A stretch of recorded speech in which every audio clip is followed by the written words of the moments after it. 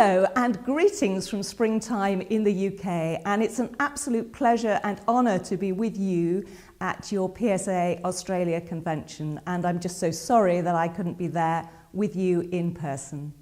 So I believe that storytelling is a really important part of presenting because it connects the audience to you and it connects the audience to your personality and to your purpose. And in the video that you've just seen, Max used a lot of storytelling, and one of the techniques that I saw Max using was what I call acting out.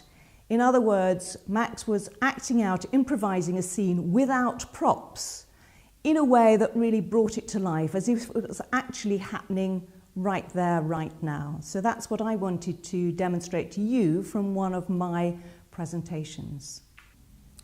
So remember, whatever is unspoken is hardest to change. Now, a couple of years ago, very sadly, my mother was in hospital for quite a long time, and I sat as I visited her and watched many things unfold, many stories unfold in the ward.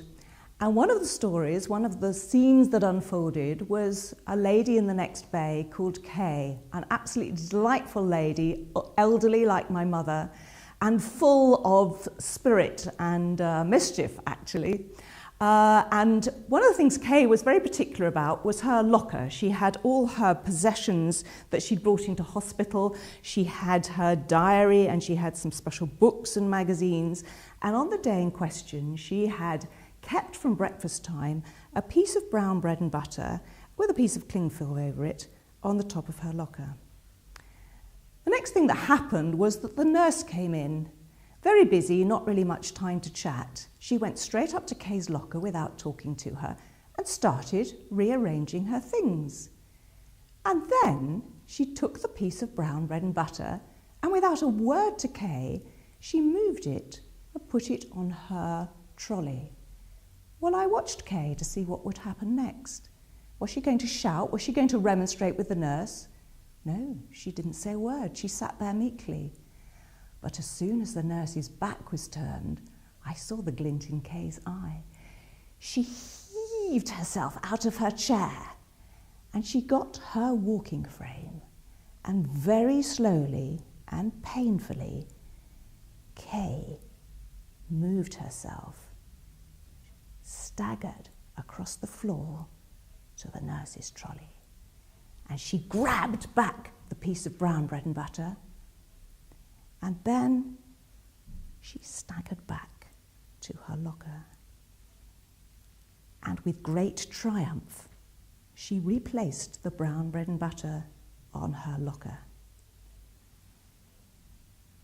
Has that ever happened to you, that a conflict arises out of nowhere because a conversation didn't happen? This scene might have been different if the nurse, who was probably very lovely but just busy, had been aware of the 4 C's of collaboration. Connection. We are equal. I am no better than you and you are no better than me. Consideration. Your needs and wishes are as important to me as mine.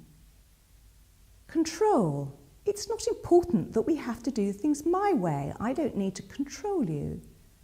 And finally, caring. It's important that I listen to you and show you that you matter to me and that I hear what you say. If those 4 elements had been present, that conversation, that scene might have been very different. So remember, whatever is unspoken is hardest to change. So, now it's over to you. Have you got a scene, have you got a story that you could act out like that scene? To show a story as if it was happening right now, with no props, but just to explore the points that you want to make to your audience. It's been a real delight being with you, and I look forward to meeting you all on another occasion. Thank you.